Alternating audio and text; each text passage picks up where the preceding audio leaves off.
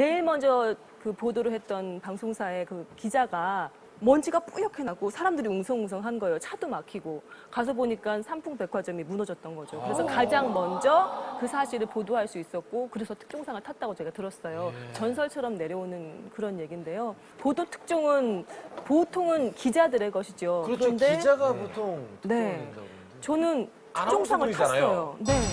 아니 그럼 그 언빌리버블한 주인공이 저예요.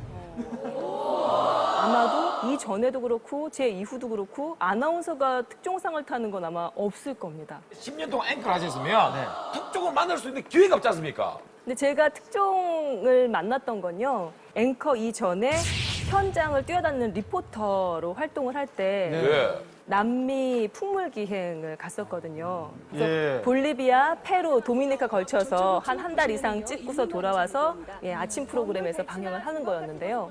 페루로 넘어간 날이었어요.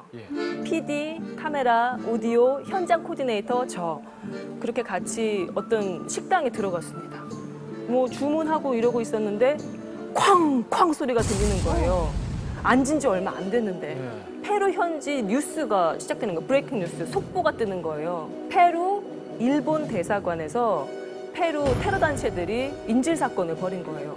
당시 페루 그 일본 대사관에 페루에 주재한 전 세계 대사와 그 관계자들이 모여서 파티를 열고 있었는데 일본 대사관에 네, 모였어요. 테러 조직이 자기 그 우두머리가 잡혀갔다면서 석방을 요구하면서 그 모두를 인질로 잡고 폭탄을 터뜨리기 시작한 거죠. 만약에 조금이라도 늦게 그 일본 대사관을 지나쳐서 식당 안으로 들어오지 않았더라면 어쩌면 파편을 맞았을지도 모르는 일이죠. 그래서 정말 큰 뉴스일 것 같은데 서울에 있는 본사에 연락을 해야 되는 거 아닌가. 저희 PD가 한국 본사 SBS에 전화를 했습니다. 그랬더니 당장 그 순간에 그 PD와 저희가 특파원으로 발령이 난 거예요. 그 자리에서 네. 그래서 그 사건을 취재하라는 겁니다. 그래서 일단 제일 처음 한 일은 페루 현지 뉴스를 적어가지고 전화로 서울 본사에 연락을 해서 페루 방송 이외에 CNN도 오기 전에 제일 처음으로 전 세계에서 처음으로 방송을 합니다. 완전한 특종이었죠. 그런데 뭘 어떻게 할 줄을 모르겠는 거예요. 한국 대사도 지금 인질로 잡혀 있으니까 대사의 부인은 지금 초죽음 상태일 거 아니에요. 한 명씩 이제 사살하기 시작하면 큰일이니까요. 그래서 대사 부인 인터뷰를 하고 PD 자네는 위성 송출 시스템 구축하고 그다음부터는 취재가 막 빨라지기 시작하는 거죠. 일주일 정도가 지났거든요. 근데 그 동안에 하루에 한두 시간, 두세 시간씩밖에 못 잤던 것 같아요. 만약에 정말 폭탄이라도 하나 터뜨리면 큰일이잖아요. 그래서 그게 내려다 보이는 호텔 위에서 돌아가면서 불침번을 쓰는 거예요. 무슨 일이 발생하면 당장 전화해서 취재할 수 있도록. 그런 식으로 보도를 했었죠. 의상이나 헤어는 어떻게 합니까? 머리를 감는 거는 상상할 수도 없고 기자에 걸맞는 복장도 없는 거예요. 저는 등산복 차림으로 저는 리포팅하러 간 거예요. 현장 리포터로. 그 상태 그대로 머리 질끈 묶고 화장 전혀 안 한 상태로 뭐 페루 일본 대사관자 앞에서 SBS 김소원입니다.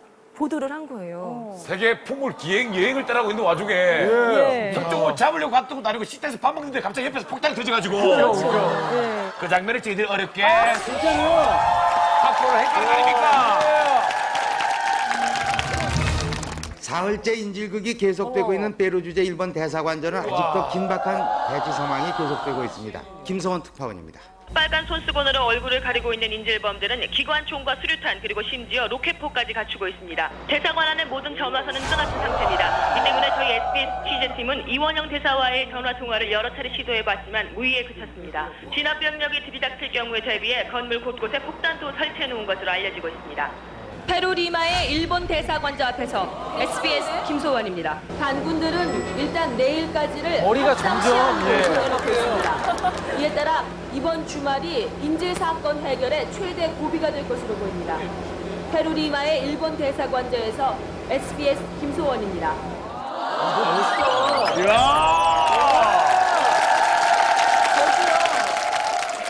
그 당시 보고 처음 봐요, 저 화면을.